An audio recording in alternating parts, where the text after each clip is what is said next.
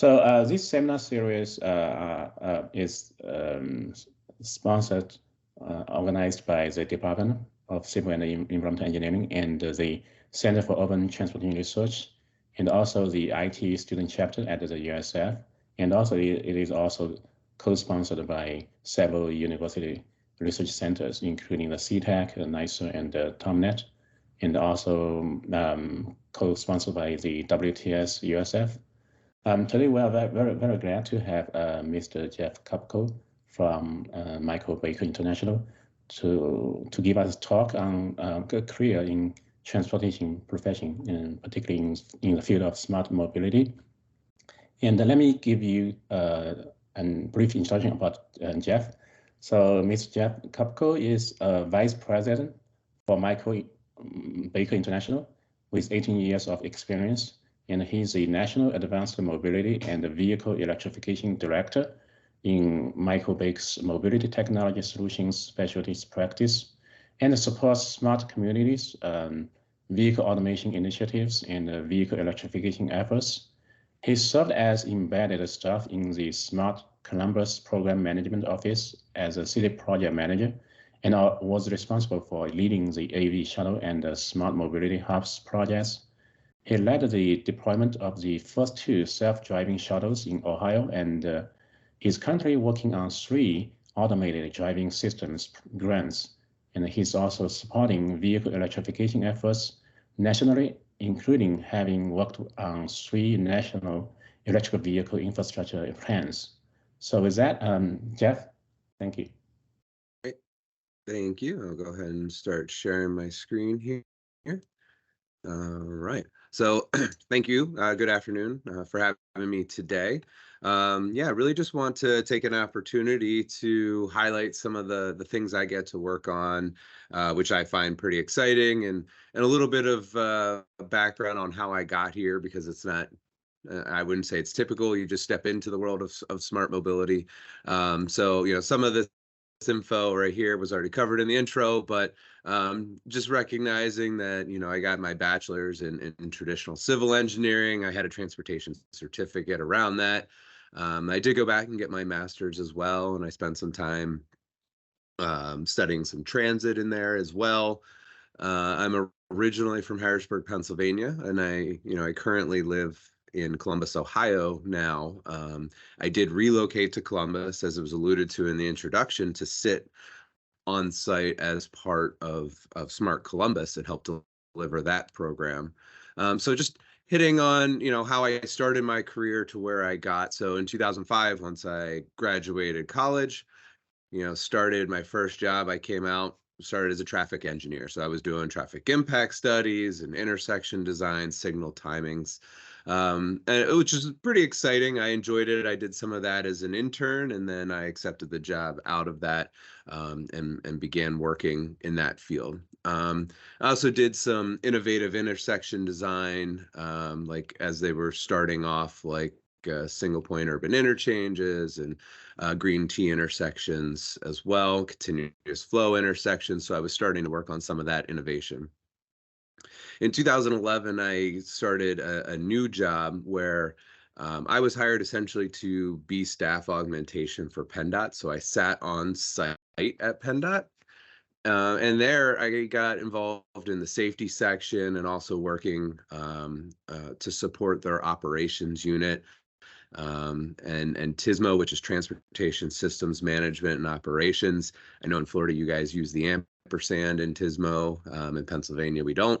But I got some involvement there as well, and helped write Pennsylvania's TSMO plan, and also winter operations, which may also be a little bit of a foreign concept to those of you in Florida, especially as I'm hearing the temperatures there today.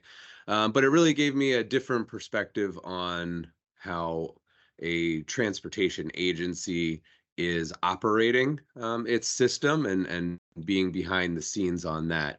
I also started supporting the Pennsylvania Turnpike as well, in their traffic unit, and then kind of a unique career project to get to work on was the Pope visited the United States in 2015, and I helped the Pennsylvania Turnpike develop its operations plans to accommodate the visit in Philadelphia. So that was pretty unique, pretty high profile project to get involved in. And then in 2016, I moved over to Michael Baker. And when I came over here, I started working at the Pennsylvania Turnpike as we're the general consulting engineer there. And so I had roles supporting the executive, the traffic and operations group, policy, legal, and a couple other departments through our efforts. But around that same time, PennDOT came to Michael Baker and said, "Hey, can you support the city of Pittsburgh through its Smart City Challenge grant application?" And Tampa was another one of the finalists that went through that process. And so helped Pittsburgh write its application, largely focusing on some of the systems engineering aspects and the automated vehicle side of it. So it was a new kind of exposure to what was a smart city and involving smart mobility, which I certainly took a liking to. And while Pittsburgh was unsuccessful, I started finding myself a little more involved and a little more interested in smart mobility, and so was doing some ancillary support around it when the city of Columbus put out a contract in 2018 for on-site staffing. We said in our response that if we won, I would move there, which we did, and that's why I live here currently. And then delivered that until 2011, and been working in the smart mobility space really since, and have now a more national role that I work on all things automated, connected, shared, electric, and smart is really the buckets I put them in. So just kind of hitting on how, a career can kind of meander a little bit to get where you want to get.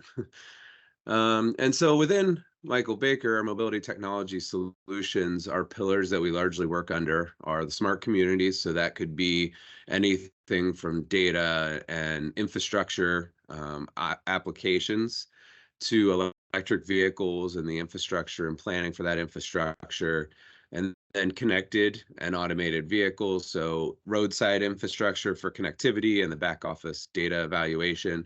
And then on the automated side, helping plan and deploy and stand up some automated vehicle projects. So really, I want to kind of step through some of those pillars and showcase some of the projects that I've been able to work on. A bunch of them will at least initially start on Smart Columbus, so you'll get a little bit of exposure to that program. So if you weren't familiar, it was the awardee of $40 million from US DOT in the Smart City Challenge. There were 8 key projects that were ultimately delivered upon, including a back-end operating system for data.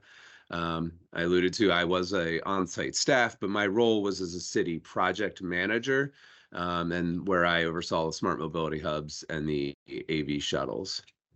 So the introduction, what is a smart mobility hub?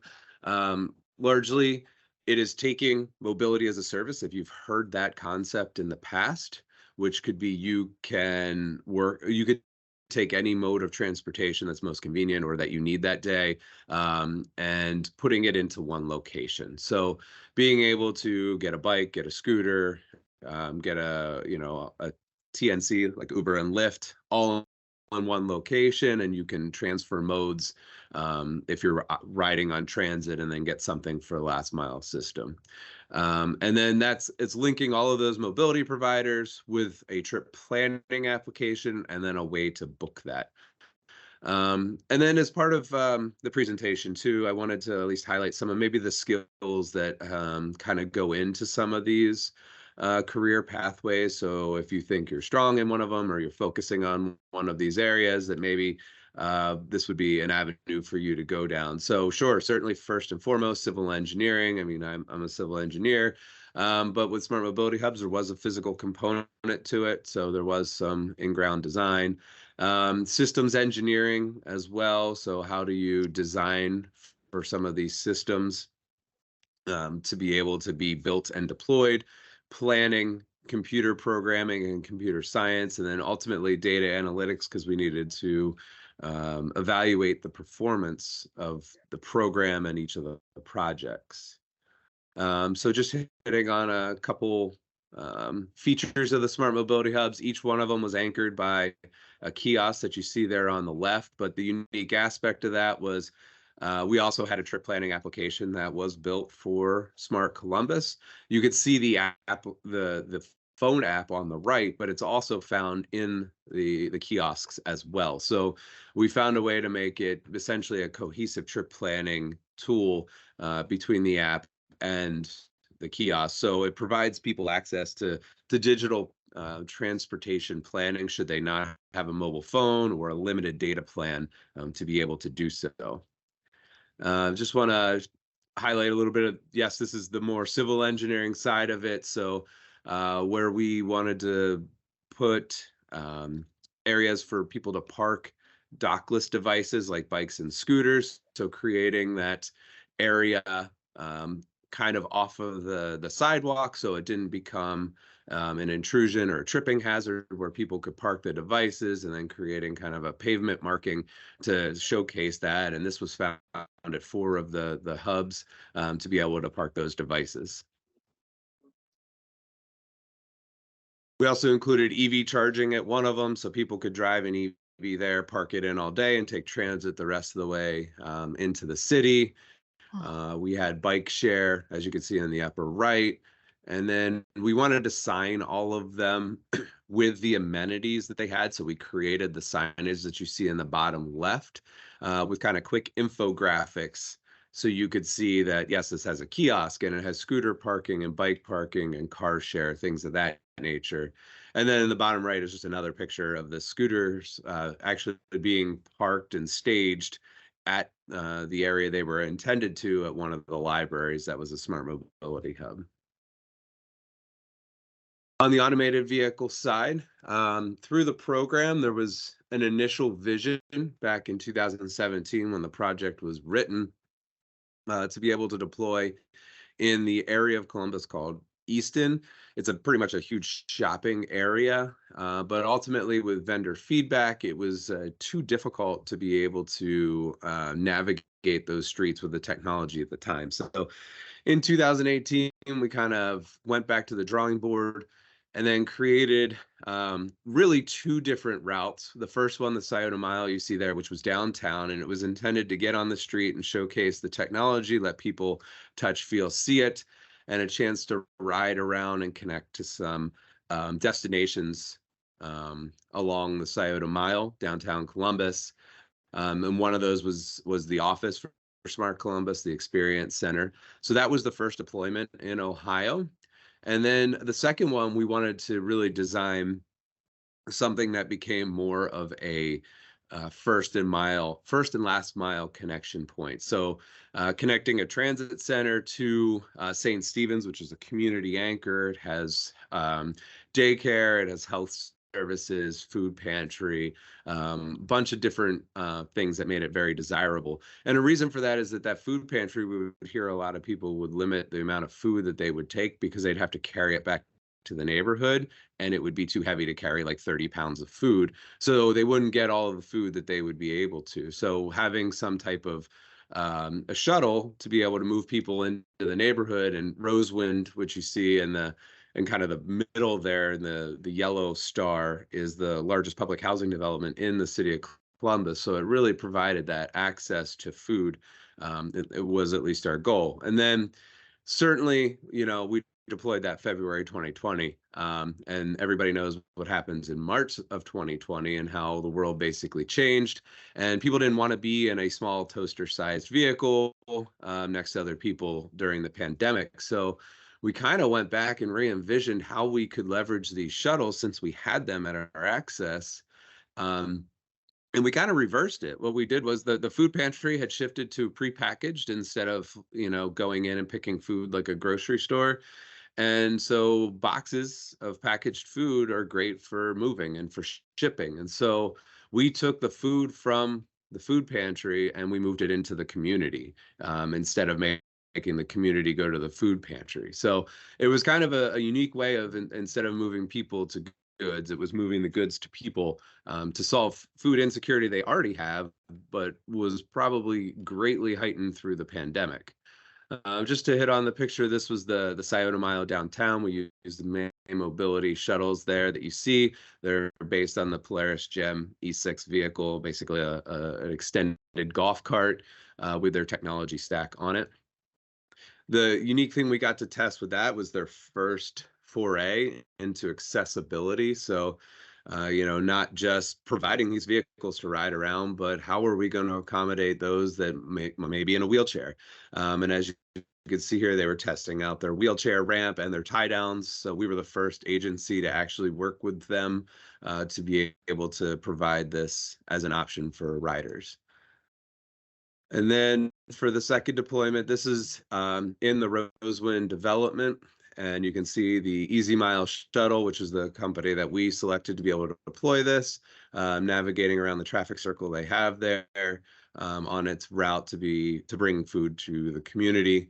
There is an operator standing on board, but that is operating autonomously at the time of this video and navigating through the route.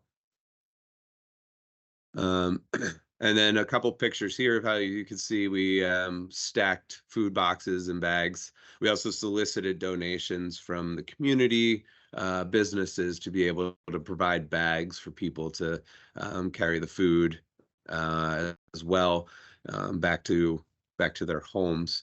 So to hit on some of the skills that I would say were leveraged during this, again, traditional civil engineering, we'd have built some of the landing pads there. You see the guy walking on for the ramp to be able to be deployed. So for anybody who may have been in a wheelchair and needed to get on or off the shuttle, they needed a level landing pad. So those were installed as part of this project.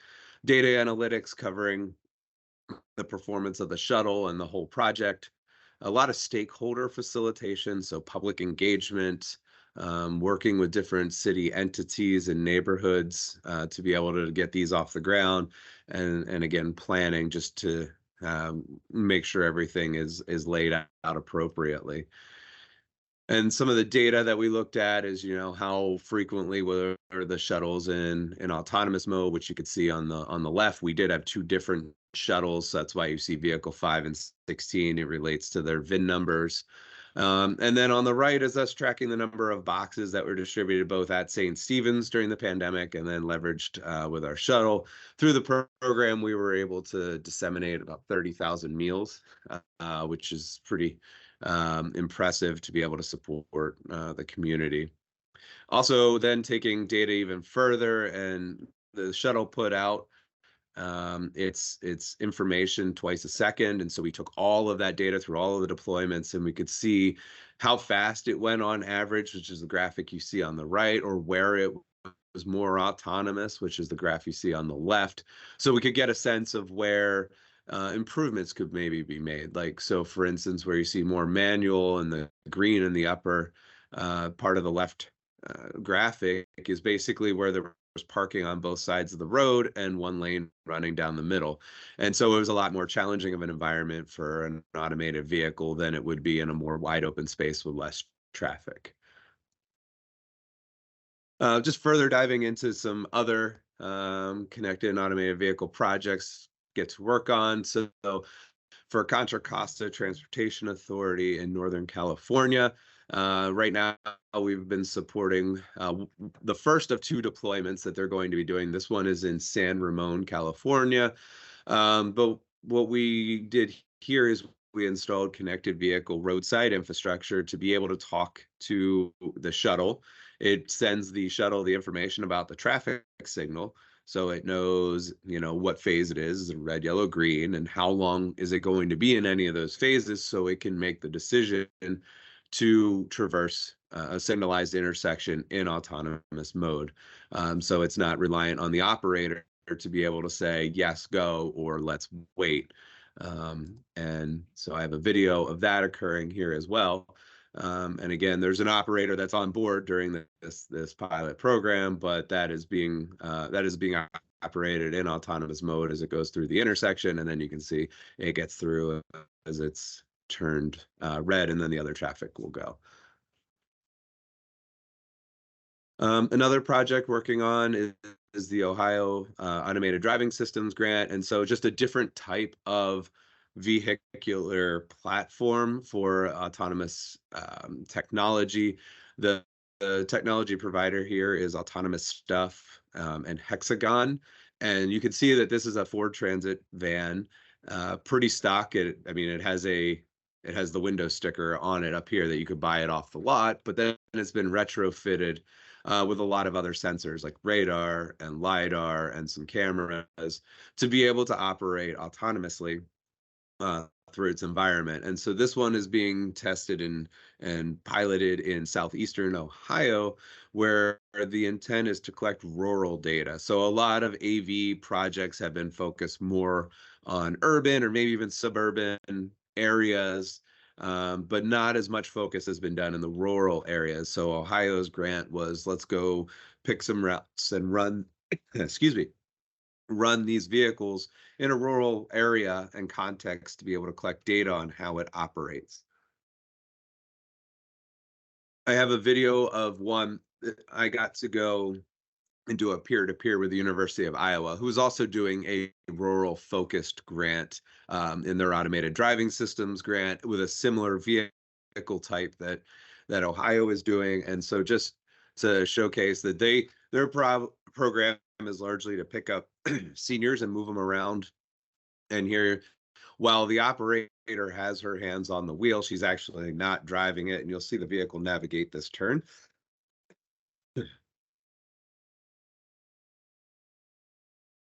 And I apologize for my voice. I got sick over last week and I'm just coming out of it. So apologies about the coughing and the the gruffledness as I'm talking. And now to talk a little bit about vehicle electrification as well. So why do we talk about vehicle electrification? Well, you can certainly see the graph on the left showcasing the adoption of EVs has significantly increased and is projected to do so looking into the future. On the right, I think was a pretty important Bloomberg article. And basically, it's talking about the technology tipping point. And at the technology tipping point is basically when something goes to 5% of penetration into a market, that's when it starts to become mainstream and snowballs. So we passed that earlier this year in 2023. And so it's largely seen that at least on the light duty vehicle, passenger vehicle side, that the future is electric there. And as you may have heard, most automotive manufacturers have announced their electric roadmaps, and a lot of them have said we're no longer, supporting combustion vehicles after a certain point. So that's why it's at least important to start talking about it, start planning for the infrastructure. Um, the federal government, through the bipartisan infrastructure law, created the NEVI program, which was $5 billion in formula funding that would be allocated to all the states over 5 years. An important component of that is it would include not only construction but also O&M. Certainly, reliability and O&M has been a concerning point in the EV infrastructure industry. So including the O&M will help enhance that reliability. There's also $2.5 billion of discretionary funding that comes out of what's now called the Charging and Fueling Infrastructure Grants. There was one round that has already gone in there. And to unlock the formula funding, that $5 billion pot, every state needs to submit a plan by August 1st of every year. So we are in the second plan as of now that is being reviewed at the federal level to unlock those funds for all the states. And then I have the states shown there that Michael Baker supported: Alaska, South Dakota, Pennsylvania, and Maryland on the planning side. I am the project manager for Alaska's NEVI program, so it's been pretty exciting time to work on that one. We are also supporting the project teams for several other states in the program management side, including Florida. We're on that team as well.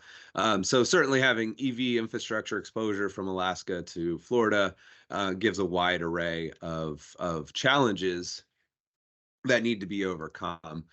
And so I'm going to hit on a couple unique things there as well, but just some of the skills that go on to the into EV infrastructure planning, is first and foremost. Where does it need to go in a thoughtful manner? On the engineering side, electrical, mechanical, civil, they're all involved in some way, shape, or form. So it's really rethinking maybe who, excuse me, we leverage to work on some of these projects, because it's really multifaceted. And then again, data and trends analysis to look at potentially informing a lot of the planning, and then the usage on the utility side. So some of the challenges hitting on here, for instance, when you go to an EV charging station, there's a transaction that needs to occur for payment, and that typically occurs through wireless communication on a cellular network. We can see the two different cellular companies here in Alaska and how their coverage is laid out. So certainly if you're running into a situation where you don't have communication, it's very difficult to make a transaction. So there may be other options that need to be deployed to be able to mitigate that. As far as being in Alaska, there's an extreme climate. I know right now a lot of people are talking about the extreme heat, and there's been some challenges there as well on the battery side, and infrastructure for EVs. But we also look at the other side of the coin there, and you guys are in college, so this might have been fresher in your mind than it was when I relearned it. But -40 is the same in Fahrenheit and Celsius, and most things are only tested to -40. But and that these are environments that are exceeded in Alaska. So even at the grassroots level, people have been creating some of these enclosures here just to create a warmer ambient temperature around the equipment to help it operate in colder months. The screen snip in the upper left is actually from Florida's plan, and is actually talking about being able to support emergency evacuation. So before most people got on, we were just talking about it being hurricane season, right? So if you have a significant number of EV drivers trying to leave all at the same time, how do you accommodate that without just building a bunch of extra stations that may not have high utilization when it's not evacuation time? So there are instances where you can have some mobile charging that gets deployed to be able to support things such as like emergency evacuations as well. And then another component too is a lot of EV charging infrastructure has been designed initially with passenger vehicle in mind. But as we look forward, the truck concept is really coming. We have the F-150 already on the street and the Rivian R1T. Chevy is pulling out there soon, and eventually Tesla will release the Cybertruck to the wild. But the important consideration there is then towing, because people aren't going to want to unhitch and rehitch every time they need to charge. So it's now also starting to rethink the design. So this is, again, kind of like a civil engineering concept coming in to how we can lay out charging stations to minimize those types of impacts for people that are towing, snow machines and watercraft or any other a trailer as well. So with that, I covered a big bulk of some of the exciting things I get to work on, kind of how I got here, and I wanted to definitely leave a good amount of time here for people that may have questions around any of the projects, what we work on, how I got here. So. Okay, Jeff, thank you for the talk. And now we leave the floor open to the audience for any questions or comments and for potential discussion.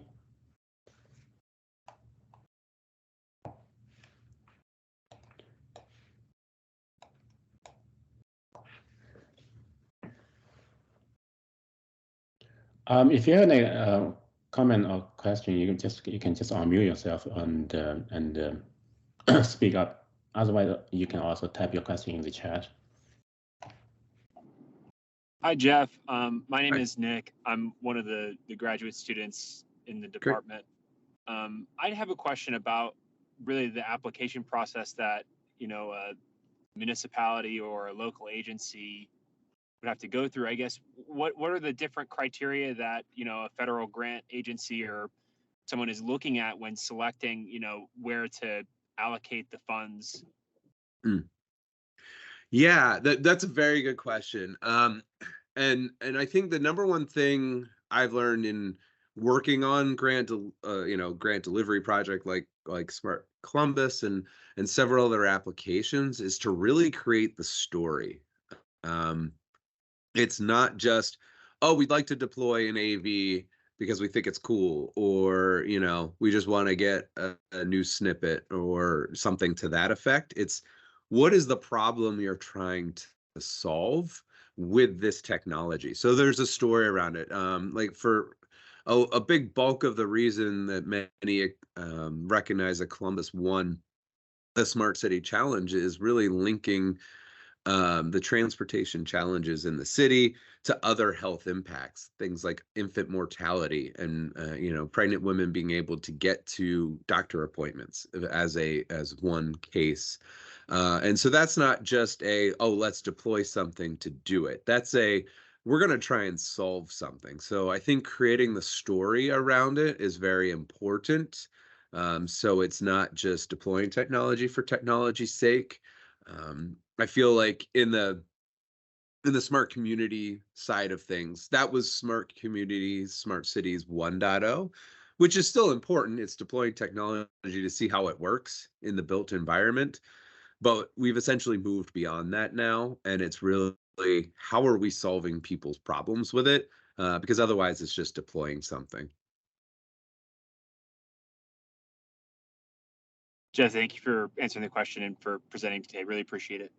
Yeah, no problem. All right, looks like we got we got a question here from Holly. Can you provide some examples of what a new employee, recent grad, might do in a planning job? And then how do you strap wheelchairs, or how do people in wheelchairs strap themselves into an autonomous vehicle? Okay, yeah. So the first question, what you might do in a planning job, I would, a typical planning might be community planning, development planning, long range planning for organizations. So you might look at what do they want to do with the transportation system over the next 12 years or something like that. So that would probably be where you would do some planning. You could do bicycle plans for communities. And a lot of these plans now are just moving beyond, oh, let's figure out where we're going to build a new road or put a new intersection. They are talking about technologies and how we could at least prepare for those. What do you need to do for the traffic signals, for connectivity? Are there last mile connections you can make? So that's kind of where the technology intersects with the planning world, and recognizing that there's other mobility options out there beyond just personally owned vehicles. And so I think that's kind of where you might start, but then that's where you can get some exposure to infusing technology. And then on the strapping into an AV, it's a very good question. There's obviously with the initial deployments, we've had attendants on board and operators on board. So they've certainly been able to support that. On buses, it's probably about a 50-50 if those riders actually strap themselves in with the straps already there. Most wheelchair users are used to them. But if they do need assistance, there is probably a long-term question of maybe we don't have somebody who's needed on board to, move the vehicle, but are they still kind of a steward? Are they still there to answer questions, to help people with navigation around a city, or things like wheelchair straps? So I wouldn't say we have, kind of like an Inspector Gadget solution at the moment where it automatically kind of goes out and latches everybody down. But maybe in the future, there might be something to that effect. And then how about research on EV evacuation routes during emergency based on charge station availability? And I think that's a very good question. I don't know of any research that may have been conducted, but I think there would be a pretty interesting study there to kind of overlay traffic data things like, streetlight data or big data of traffic with charging network providers and seeing those routes and how in demand they become. So I don't know that there's been any at this point. There may be, I'm just not aware of any. But I think you could look at how they're used now, and then you could also look at that were there other routes that had availability that were underutilized? And then I think ultimately, maybe to your question, to those maybe get signed EV evacuation routes or something like that, instead of general evacuation routes.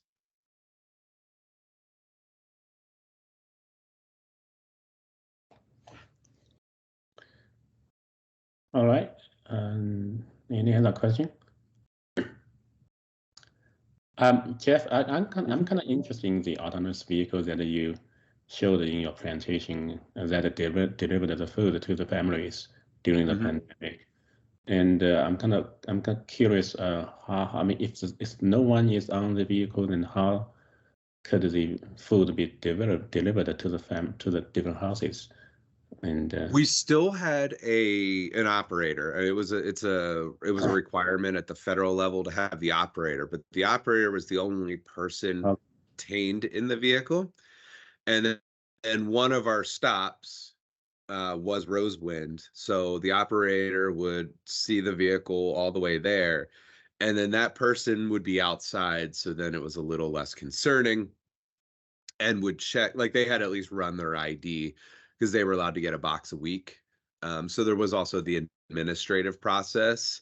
So, even as I talked a little bit about, do you still have a steward on board for other aspects? That our operator had some administrative duties with disseminating the food boxes as well. And then how is the growth let's see, mini transit such as e-bikes and the explosive types of scooters impacting the autonomous vehicle development in NYC? Nobody seems to be following any rules. It was quite interesting to follow.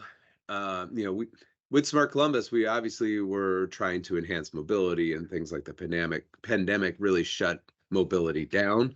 But there were still pockets of things that popped up. Scooters coming onto the scene in Columbus. We were 100% supportive of it, kept them active while we worked on the rules and regulations, as opposed to shutting them down until. But scooter ridership certainly went up. The biggest impact I think we had bike share, and bike share was fairly well used. But the infusion of e-bikes was probably the most significant change we saw. And we looked at it particularly even at the Smart Mobility Hubs project, and I talked about Easton. We had a hub there, and e-bikes were massively used there because it was a much longer distance to go around the shopping area, and people definitely used them there. So I think those were much greater in use. Now, as far as does it impact AV development, I mean, it certainly can. I think from that micro mobility and from the that first and last mile context. Now, not everybody can ride a bike or a scooter. Weather can be a play in that as well. So in a lot of times, I'm a big proponent of, what do you need today? What's the tool you need today to be able to get where you're going? So if it's raining, maybe you want to be in a shuttle, versus if it's 70 and beautiful, you want to take a bike ride or a scooter ride. So I think in the whole concept, it's having options. But I think that there could be impacts to cheaper modes of transportation versus autonomous vehicle deployment potentially. And let's see, what is the best website that might show students where the grants are, and how they might be able to track that to an agency? I'll say probably the most unfortunate part of this is, I would say, grants.gov. It is entirely thorough, right? It is like every federal grant out there. So that's the challenge, is that you have to somewhat navigate what you're looking for amongst all of them, but that's probably the best website because at least at the federal level, it has all of the notices of the upcoming ones, the advertisements, and then all the awards.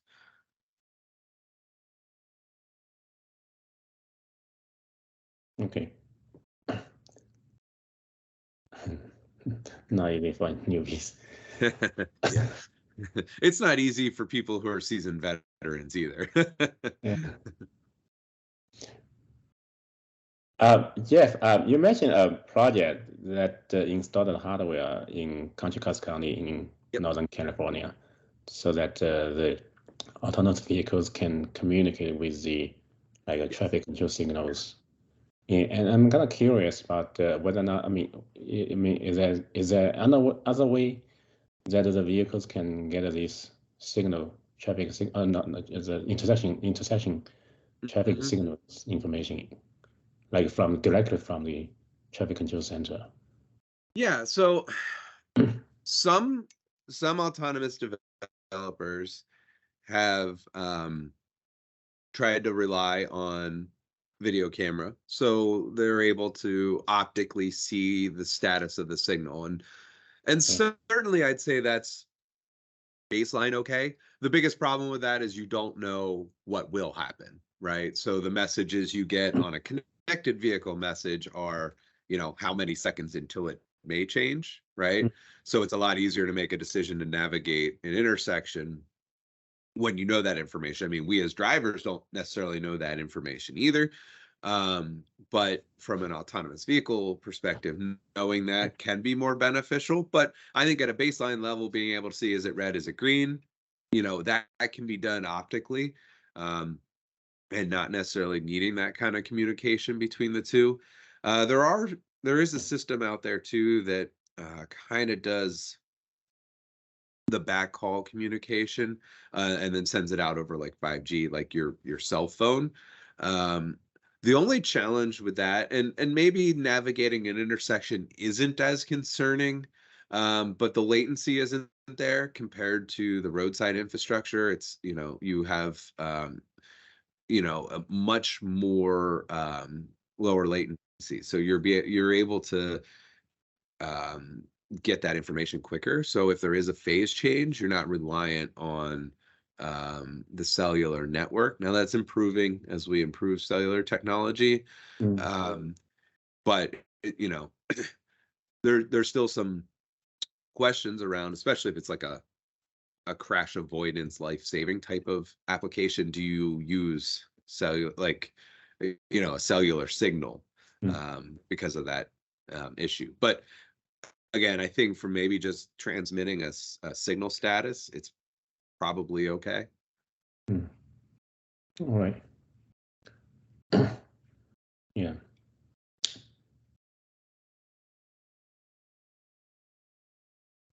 Another comment from Holly. Yep. Very interesting that the connectivity is an issue in areas of Alaska, but even cities have some areas where connection gets bad. Can you give us a few examples of the type of sensors that have to be installed on the street? Yeah, and so one of the issues you might find in urban environments is like a GPS canyon where, you might have even seen like tracking yourself through like a running application or something you may have on your phone where you might bounce around the street a little bit.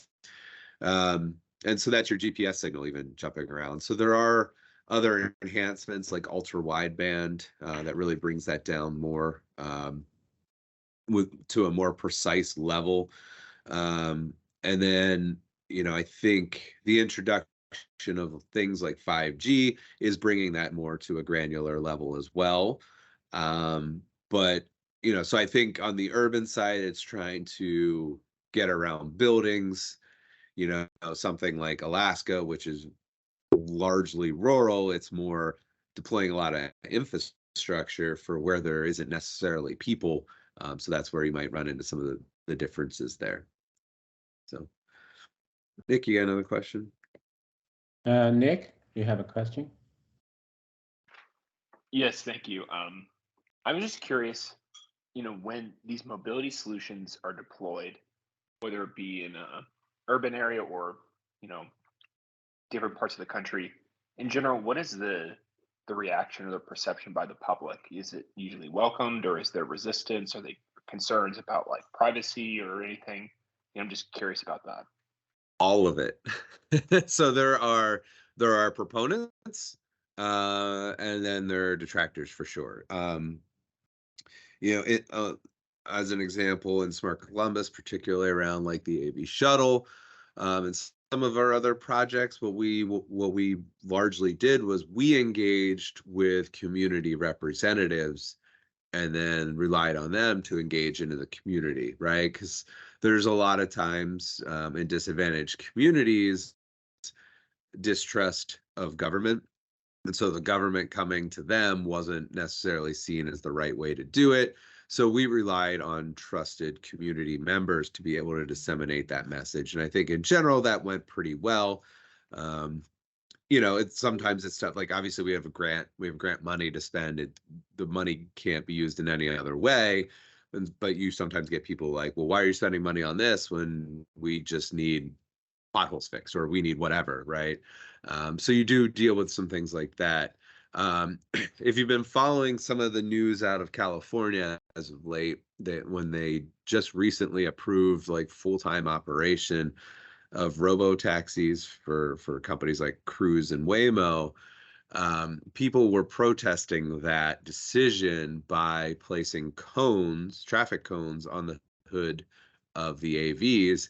Basically, the AV then just sees as a cone that it can't navigate around, as a way to try and shut it down, stop it in its tracks. So there is definitely opposition out there. Not everything's welcomed. Even on the scooter side, some cities were like, you're gone until we figure out how to bring you in. Some didn't want anything to do with it. Others were say like in Columbus, we said, come on in, but let's figure out how we're gonna manage this. So I think there's lessons learned there. There's multiple paths that you can take. But certainly a priority would just be make sure you're engaging with the community in some way, to get their feedback.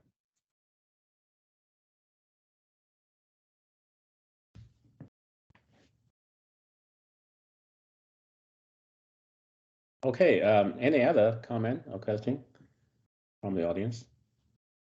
Seems to be quite quiet. I'm not quite sure if there's anyone in the Cut 202 room, or if there's any question coming out of that room. No? Jeff, is your company Michael Baker hiring? And we'll always hire, right? If we're always looking for good people to be able to support things that we're working on. There's especially with a lot of the bipartisan infrastructure law funding and initiatives, that there's a lot of work coming in various aspects. I mean, even just in traditional, bridge and highway, there's a lot there as well. But yeah, we're always looking for people. So, certainly if I've had my email sit up there for a very long time. So feel free to send me an email if anybody has any questions around employment. And does your company like hire international graduates? Because we have quite a lot of graduate students from other countries. Yeah, we definitely will. Yes. Great. One more question from Holly. How do you organize public engagement through an agency, or when you interview a new graduate student for an entry-level position? What are you looking for? Sure. All right. So I'll start on the first one. To be honest, a lot of times we will subcontract that work out to public engagement firms. There are definitely companies out there that's what they do. They specialize in it and they're good at it, right? And that's why you bring them on board. And what we do is we feed them the technical content, and then they de-engineer it and make it lay term, if you will, and make it more comprehending in the general public sense. So we do it as well. We have some staff internally, but a lot of times that's an area that we end up subbing out. So it would be through an agency, but they'd be part of our team as a whole, delivering on a project. And then when I interview somebody, what am I looking for? For me, I like to see a lot of enthusiasm and passion around the topic, particularly working in what we do. A lot of times we're giving projects and challenges and tasks from our clients, typically the public agencies, that haven't been done before, are new. And so it's not just go open the green book or this other manual, get your answer, design it, and get it back to me. It's a lot of times thinking outside the box. It's really kind of, I'll say trial and error in your own space before you come to something that you can say, okay, this is the path forward. So I think that takes that enthusiasm and passion around the topic to be able to deliver something. So I would say, yeah, if you have an interest in technology and how it intersects with transportation, that would be the thing I would look to get out of that interview, and see that it would surface. Engineers, planners, etc. Everybody is generally pretty, book solid, book smart, book solid, and trained well. And it's just that this is a different approach, and that's where I've gotten that from the on-site staffing that I've done. Is it isn't a typical project delivery process, and it's more of kind of figure it out on the fly a lot of times. Great tips, Jeff. I think. Yeah. Yeah, thank you.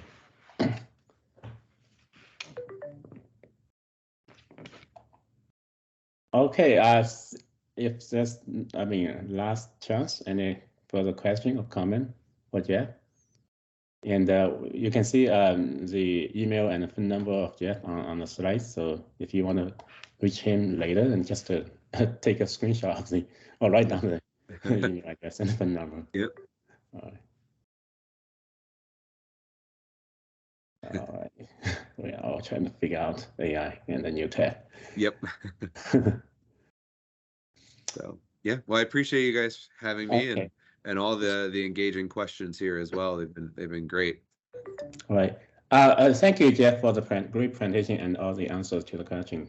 And I really appreciate it. And also, I want to thank you for your time and contribution to our seminar series. Great. And, hope you have a great weekend. And all, thank you for attending this seminar. And we're going to have another seminar scheduled on next Friday. All right. All right. Thank you, Jeff.